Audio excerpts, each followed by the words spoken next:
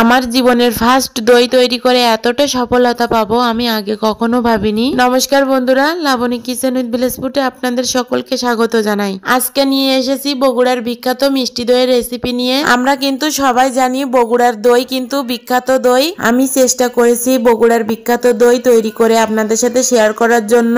আর এই দইটা তৈরি করার পরে আমি এতটা সফলতা পাবো এটা আমি কখনোই আশা করিনি। তো দেখে বুঝতে পারছেন আমার দইটা এত সুন্দর পারফেক্ট হয়েছে। তো আপনাদের সাথে কি বলবো, আপনারা কিন্তু দেখেই বুঝতে পারছেন। তো ফার্স্টে এখানে আমি 1 লিটার গরুর দুধ নিয়েছি। আপনারা যে কোনো প্যাকেটের দুধ বা যে কোনো ব্র্যান্ডের দুধও নিতে পারেন, বা গুঁড়ো দুধ দিয়েও কিন্তু দইটা তৈরি করতে পারেন। তো আমি এখানে 1 লিটার গরুর দুধ নিয়ে ভালো মতো জাল করে নিলাম। দুধটা কিন্তু অনবরত মিডিয়াম টু লো করে কিন্তু জাল দিতে হবে। আমি দুধটা জাল দেওয়ার সময় কিন্তু একটা হাতার সাহায্যে অনবরত এরকম ফেনা ফেনা করে নিচ্ছি। আপনি যত বেশি ফেনা করবেন দইটা কিন্তু তত বেশি ভালোভাবে জমাট বাঁধবে। আমি এখানে 1 কেজি দুধ জাল দিয়ে 3 পা করব। 3 পা অর্থাৎ 700 গ্রাম মতো রেখে দেব।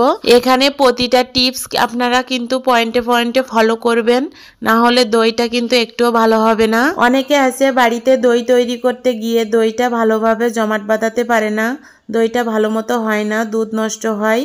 তাদেরকে বলছি আপনারা প্রথম থেকে শেষ পর্যন্ত রেসিপিটা ফলো করবেন, তাহলে আমার মতো পারফেক্ট দই আপনারাও বাড়িতে তৈরি করতে পারবেন, দোকান থেকে আর কিনে খাওয়া লাগবে না। তো দেখেন এখানে আমার দুধটা কিন্তু অনেকটাই ঘন হয়ে এসেছে, দুধটা অনেকটাও কমে গেছে।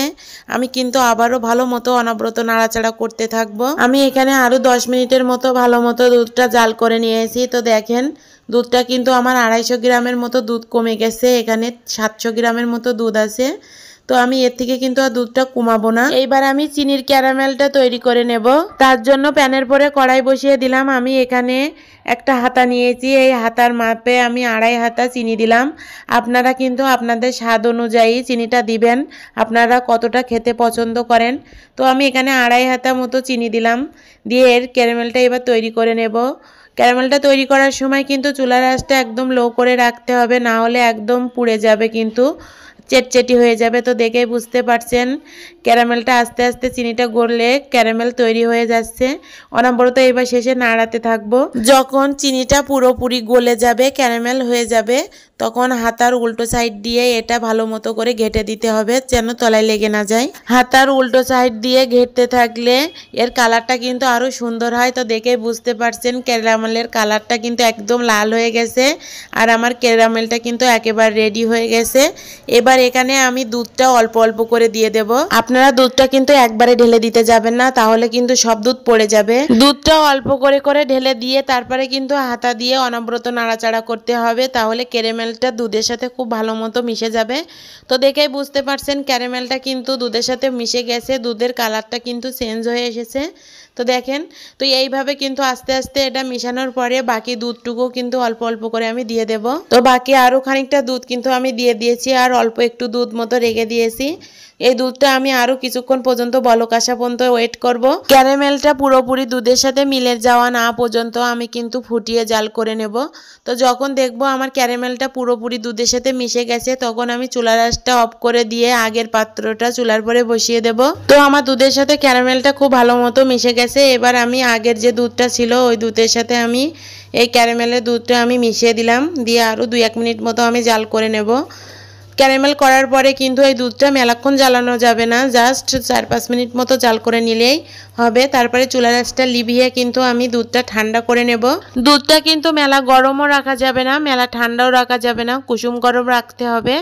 দুধটা হয়েছে কি ঠিকঠাক বোঝার জন্য একটা আঙুল দিয়ে রাখবেন। আঙুলটা দেওয়ার পরে আপনি যদি তাপটা ঠিকঠাক সহ্য করতে পারেন তাহলে বুঝবেন আপনার দুধটা হয়ে গেছে।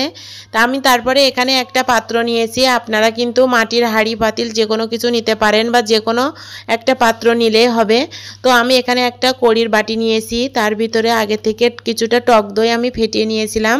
কিছুটা টক দই দিয়ে আমি চারিধার দিয়ে হাত দিয়ে লাগিয়ে দিলাম। তারপরে দুধটা আমি একটু উঁচু করেই কিন্তু আমি ঢালবো, ফেনা ফেনা করেই ঢালবো।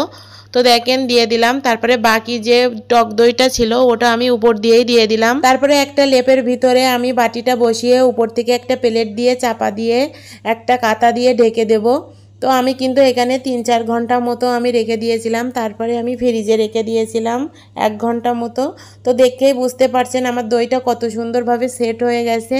তো দেখলেই কিন্তু জিভে জল চলে আসছে, এত সুন্দর একটা দই রেসিপি আপনাদের সাথে শেয়ার করলাম। অবশ্যই ভিডিওতে লাইক কমেন্ট শেয়ার করবেন। ভিডিওটা যদি ভালো লেগে থাকে বাড়িতে অবশ্যই একবার হলে তৈরি করে দেখবেন।